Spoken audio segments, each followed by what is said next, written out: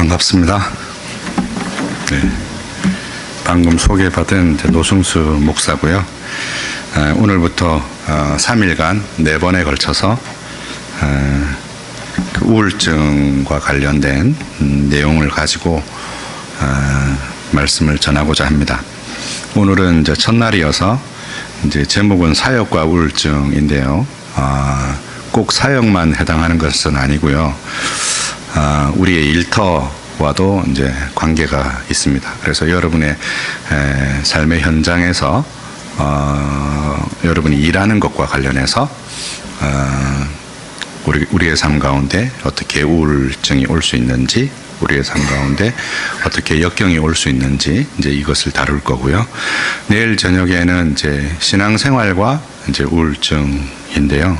뭐 신앙생활이라고 했지만 이제 우리의 삶 그리고 우리의 사랑하는 것 이것과 관련해서 우울증의 문제를 다루고자 합니다.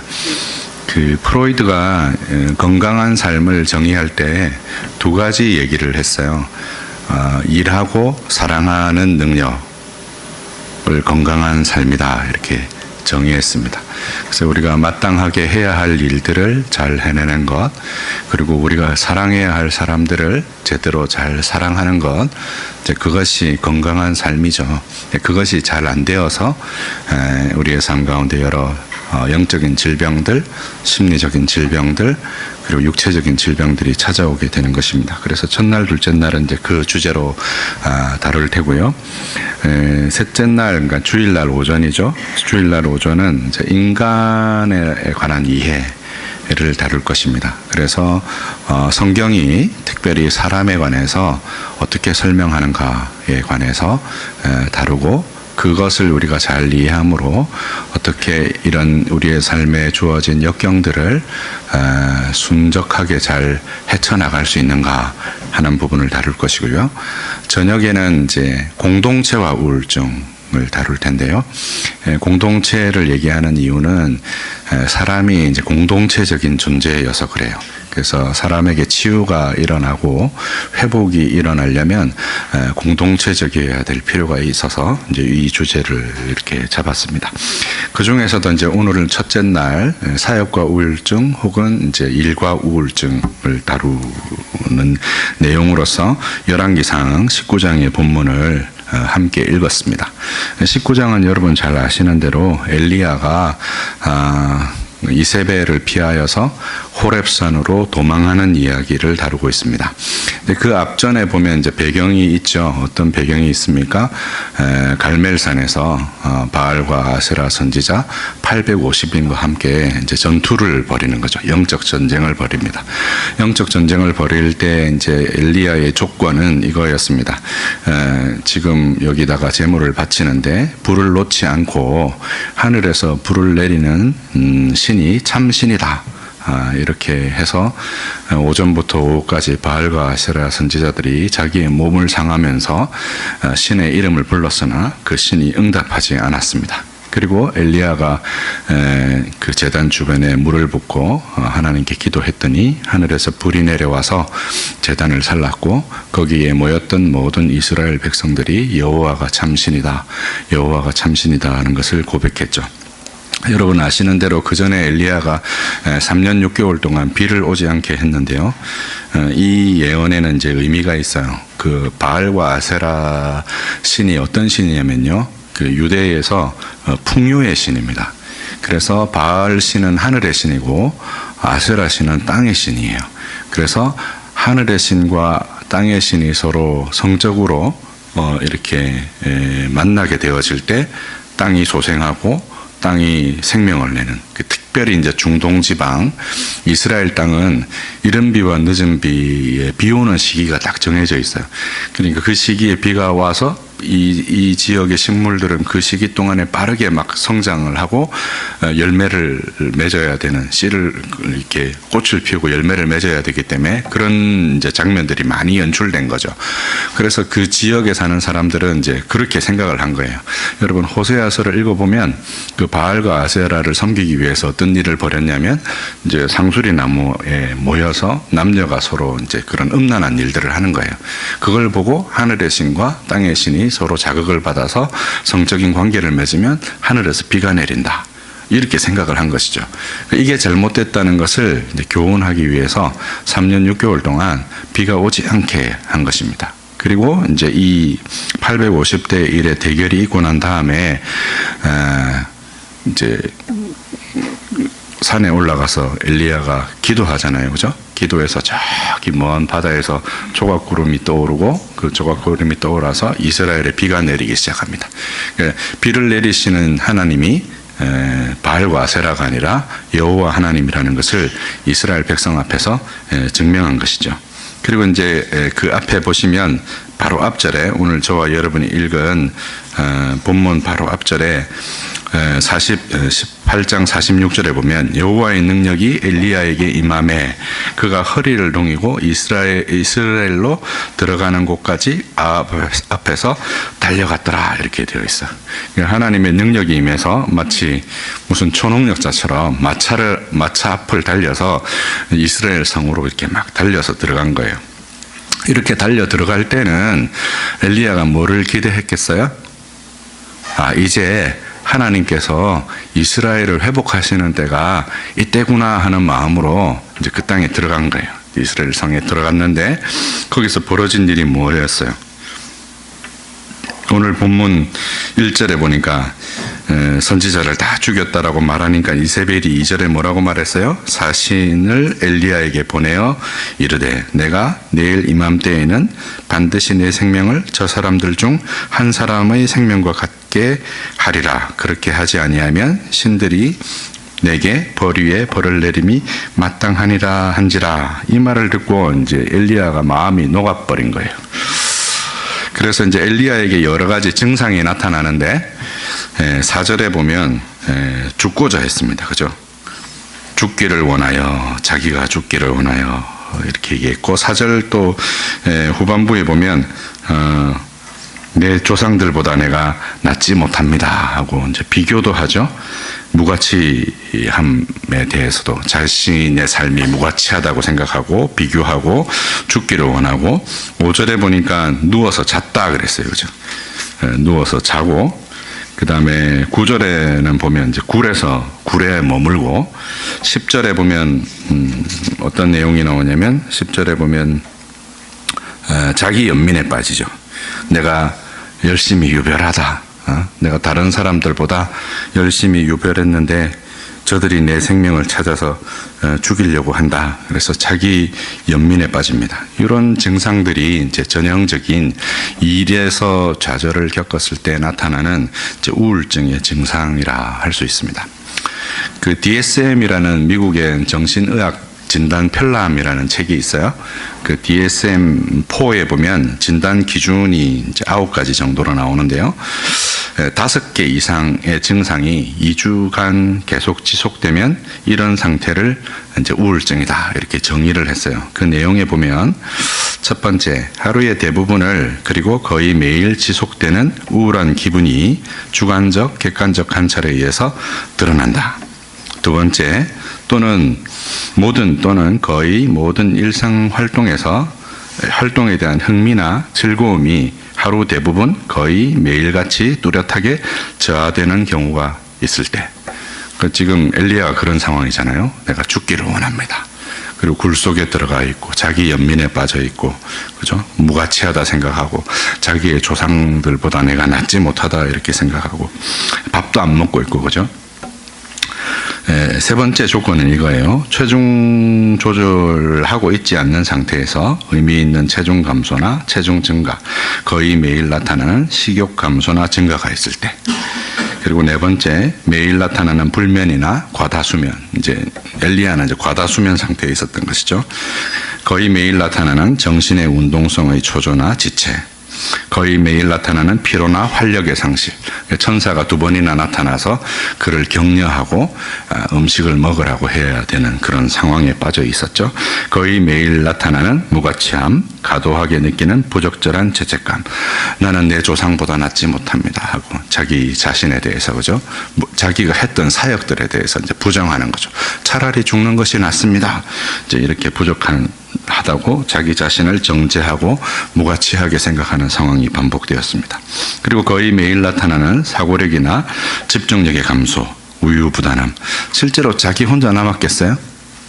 자기 혼자 남지 않았거든요. 나만 남았다 이렇게 말하죠.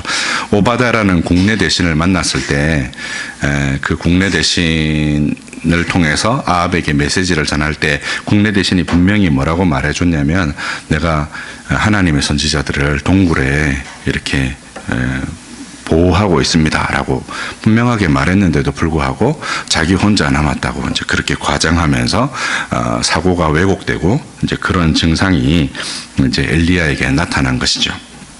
이런 상태를 일과 관련해서 우리의 삶 가운데 일터에서 혹은 사역에서 교회 현장에서 이런 좌절을 경험하면서 우리의 삶 가운데 우울한 상태로 역경을 우리가 경험할 수 있는 것입니다. 유명한 목사님 중에 윌로우 크릭 처치에 빌 하이빌스라는 목사님이 있습니다. 이분이 과거에 한 10억 불 정도 되는 선교센터를 이렇게 집중적으로 건축을 하신 적이 있어요. 근데 건축하고 나서 어떤 일이 찾아왔냐면 계속 눈물이 나는 거예요. 계속 이제 무기력한 상태에 빠져 있는 거예요. 그래서 이제 교회에서 휴가를 주고 그래서 휴가를 지냈어요. 휴가를 보내고 이렇게 했는데도 불구하고 회복이 되지 않고 계속 우울한 상태에 있었던 것이죠. 그래서 이제 진단을 이렇게 해보니까 이제 정서적인 고과를 경험한 거예요.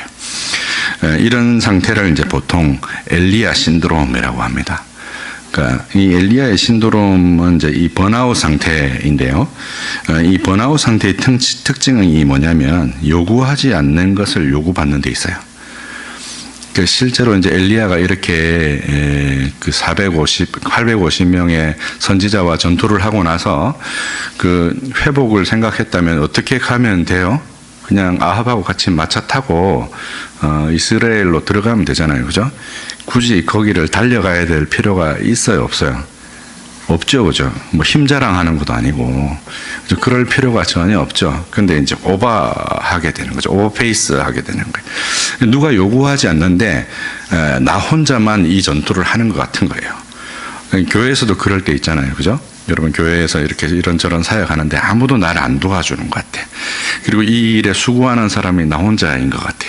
청년들은 특히 또 아마 더 그럴 거예요. 새벽기도 나오고 주일학교 반사해야 되고 뭐 찬양팀 해야 되고 뭐 청년부 섬겨야 되고 예배해야 되고 그러니까 막 지치죠.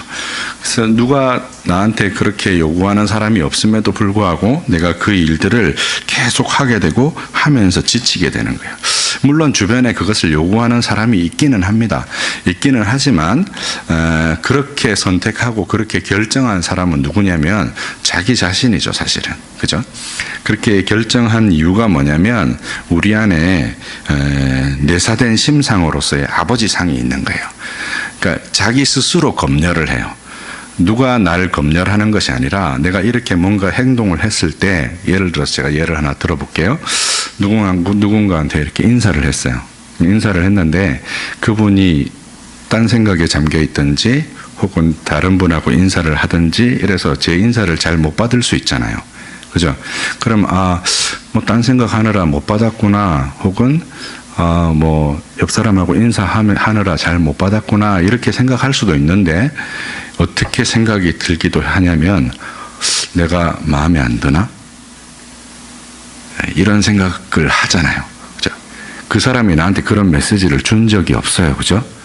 근데 그런 생각이 들어요. 그러면서 어떻게 돼요? 위축되고 쪼그라들고 그래서 더 인사하기 힘들어지고 그런 상들이 우리 안에 있는 거죠. 그래서 그런 일을 면하기 위해서 어떻게 하게 돼요? 더 열심히 하게 되죠. 그리고 그 사람에게 더 친절하게 하게 되고 더 잘 보이려고 애쓰게 되고, 그런 것들이 실제로 내가 가지고 있는 정서적인 에너지, 신체적인 에너지, 영적인 에너지에서 항상 오버페이스를 하게 만드는 거예요. 근데 그렇게 오버페이스를 하면 거기에 맞는 적절한 피드백이나 보상이 우리의 삶에 주어지면 또 그걸 견뎌서 가는데 그게 주어지지 않는 장면이 발생한단 말이에요. 상대방은 나한테 그런 것을 기대한 적이 없고 나한테 그런 것을 요구한 적이 없어요. 근데 거기에 내가 그런 것들을 바라면서 그러한 행동을 했을 때 그것이 나한테 돌아오지 않을 때 지금 엘리야와 같은 이런 상황을 이제 우리가 맞게 되는 것이죠. 엘리야에게는 그럼 어떤 그런 심상이 있어서 어떤 하나님에 관한 심상이 있어서 이렇게 오버페이스를 하게 되고 이런 영적인 우울증에 빠지게 되었을까요? 그건 엘리야에게 주어진 계시를 보면 알 수가 있습니다. 엘리야가 이제 이런 일을 겪고 나서 천사가 그를 격려해서 그를 어디로 데리고 갑니까? 호렙산으로 데리고 갑니다. 이제 호렙산에 가서 또 하나님을 만나고 하나님께 뭘 얘기할 생각을 하지 않고 어디에 들어가 있어요?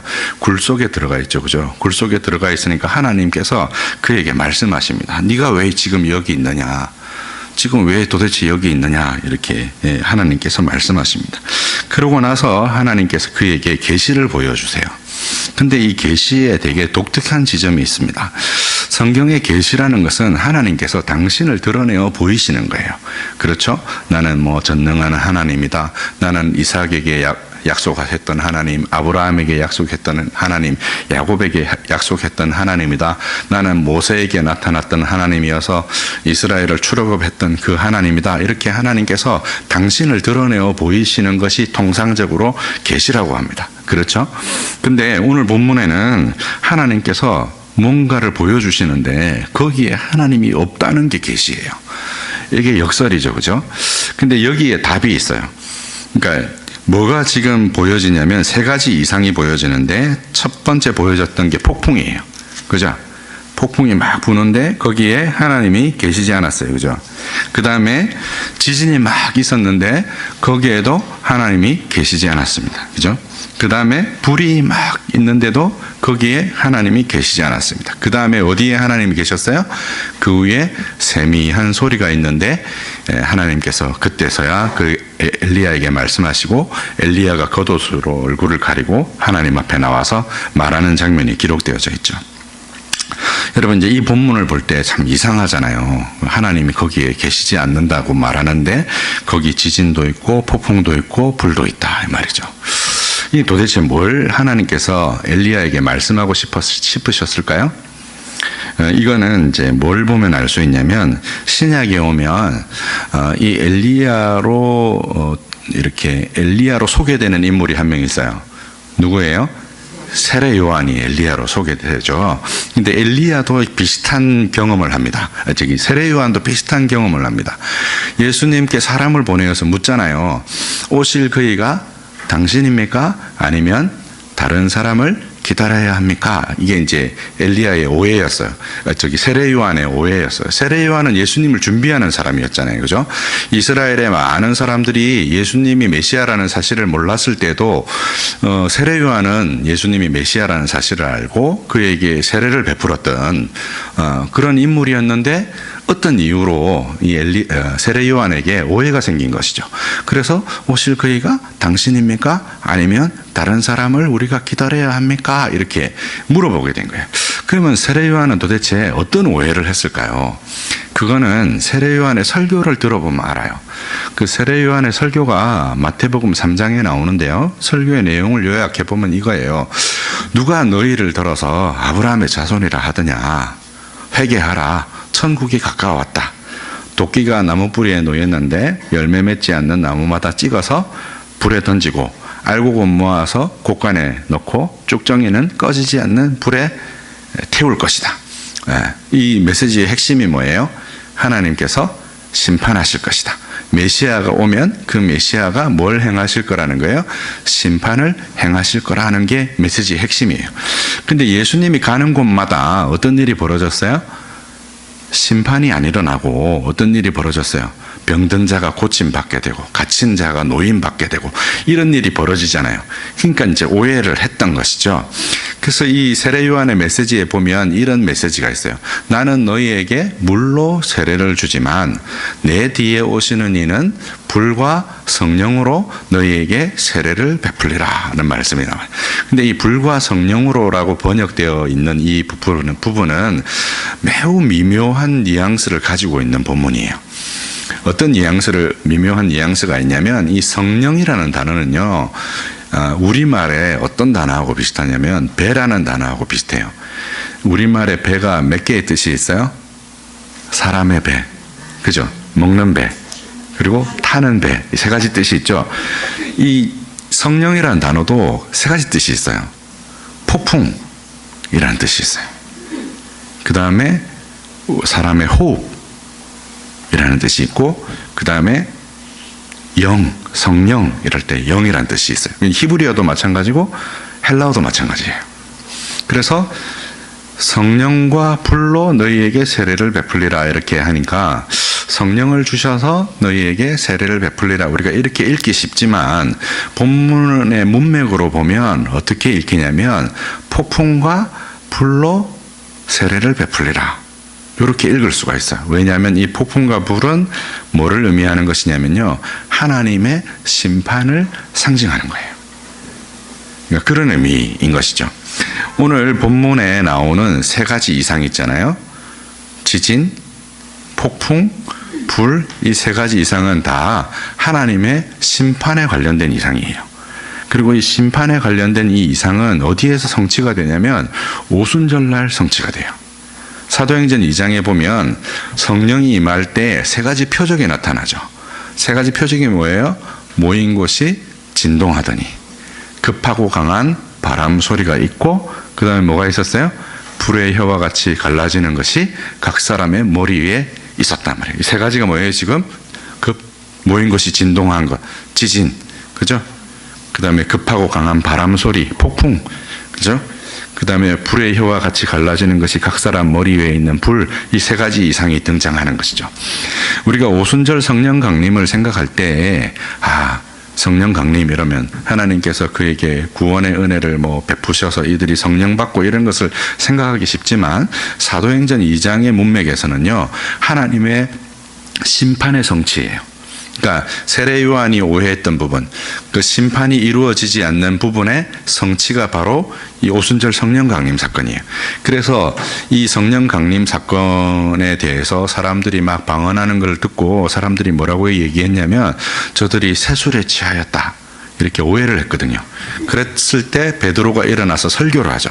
어떤 본문을 인용하면서 설교를 하냐면 요엘서의 본문을 인용하면서 설교를 해요. 근데 그 요엘서는 종말에 관한 본문이에요. 하나님께서 심판하실 것이다 하는 것을 설교한 거예요, 베드로가. 그래서 이 오순절 성령 강림의 사건의 의미는 하나님의 심판이 성취가 되는 거죠. 근데 그 이전의 심판이 성취가 되어야 되는데, 그 이전의 심판은 누가 받으셨냐면 예수님이 받으신 거예요. 예수님이 받고 우리에게는 뭐가 주어졌냐면 구원의 은혜가 베풀어진 것이죠. 그래서 엘리야도 어떤 상태에 있었냐면 지금 이스라엘을 고소해요. 로마서 12장 1, 2절에 보면 이스라엘을 고발했다 그래요. 나만 남았습니다. 바알과 아세라에게 그들이 다 절하는데 나만 남았습니다라고 하는 게 이스라엘을 고소하는 거예요. 하나님 앞에 이스라엘을 고소해요. 왜 하나님 심판하시지 않습니까? 하고 고소하는 거예요. 근데 하나님께서 심판의 메시지를 그에게 주신 것이 아니라 그 심판의 상황 가운데는 누가 안 계시다라고 말한 거냐면 하나님이 계시지 않다라고 말한 거예요. 그러니까 이게 지금 엘리야가 받았던 계시예요. 엘리야가 이렇게 격분했던 이유, 엘리야가 이렇게 우울증에 빠졌던 이유는 자기가 원하던 때에 하나님께서 심판을 행하시지 않는다는 거였어요. 바알과 아세라의 선지자 850명을 칼로 다 죽였어요. 그리고 이스라엘의 전역에 바알과 아세라의 신앙을 다 제거하고 하나님의 신앙을 재건할 줄 알았어요. 그렇게 막 하나님을 향해서 하나님이 생각하는 것보다 더 큰 열심을 내었는데도 불구하고 어떤 일이 벌어졌어요? 오히려 자기의 생명이 위태로운 상황이 벌어진 것이에요. 우리가 인생을 살다가 보면 그런 일들을 만나잖아요, 그죠? 그래서 막 이 악한 것들에 대해서 막 분노하는 마음들이 일어나요. 하나님, 왜 도대체 저렇게 악한 일들이 벌어지고 있는데 그것에 대해서 심판하시지 않습니까? 하고 지금 호렙산에 와서 하나님께 따지는 거예요. 하나님 앞에 고소한 거예요. 이스라엘을 그렇게 고소했어요. 근데 시편 37편 1절에 보면 이런 말씀이 있어요. 악을 행하는 자로 불평하지 말며 불의를 행하는 자로 시기하지 말라라고 했어요. 하나님의 경륜은 심판에 있었던 게 아니라 이스라엘 백성을 구원하는 데 있었어요. 지금 바알과 아세라에게 무릎을 꿇고 다 이스라엘이 다 타락하여서 하나님 백성이 하나도 안 남은 것 같은 이 상황, 오늘날 한국 교회랑 되게 비슷하잖아요, 그죠? 막 교회들이 다 무너져가고, 교회들이 세상에서 지탄받고, 막 그냥 교회 다니는 게 부끄러운 상황이 되고, 이럴 것 같은 상황인데도 불구하고 하나님의 눈에서는, 하나님의 안목으로는 하나님의 구원의 팔이 짧아지지 않은 거예요. 오히려 하나님이 은밀하게 당신의 백성을 구원하고 계셨던 거예요. 근데 마치 엘리야는 뭘 한 거예요? 자기가 하나님 코스프레를 한 거예요. 자기가 하나님의 뜻을 받드는 것처럼, 그래서 하나님 왜 지금 이렇게 악한 일들을 보면서 하나님 심판하시지 않습니까? 하고 하나님 앞에 그걸 막 따져 물은 거예요. 그때 하나님께서 엘리야에게 하신 말씀이 바알과 아세라에게 무릎 꿇지 않은 7,000명이 있다, 이렇게 말씀하시잖아요, 그죠? 근데 이 7,000은요, 그 산술적인 의미의 7,000이 아니에요. 이 7,000이라는 것은 어떤 의미냐면 하나님의 구원이 완전하다, 이 말이에요. 하나님이 구원해야 될 하나님의 구원의 백성을 하나님이 한 사람도 잃어버리지 않았다, 이 말이에요. 오경 안에 어떤 구조가 있냐면요, 이런 구조가 있어요. 창세기는요 10개의 계보로 되어 있어요. 그러니까 우리가 마태복음 첫머리에 보면 아브라함과 다윗의 자손 예수 그리스도의 계보라 이렇게 나오잖아요. 그 계보라는 단어로 이루어져 10개의 계보로 이루어져 있어요. 그리고 출애굽기에 보면 뭐가 나와요? 10개의 재앙이 나오죠, 그죠? 그 다음에 그 시내산 이후에 10개의 계명이 나오죠. 그래서 10 곱하기 10 곱하기 10 이래서 1,000이에요. 그리고 이 1,000은 항상 무엇 앞에 나오냐면요, 성전 앞에 나와요. 그 솔로몬이 성전을 지을 때 그 성전 앞에 뭐가 주어져요? 1,000 번제가 드려지잖아요, 그죠? 그러니까 이 성전 개념은 어떻게 되어져 있냐면 하나님의 구원의 백성들이 하나님의 성전으로 나오는 개념이에요. 그게 1,000 개념이에요. 그래서 7 역시 완전수이고 1,000 역시 완전수여서 7,000이라는 것은 하나님께서 구원하시고자 하는 당신의 백성의 완전함을 뜻해요. 그리고 이는 어디로 향하여 있냐면 하나님의 성전으로 향하여 있는 것이죠.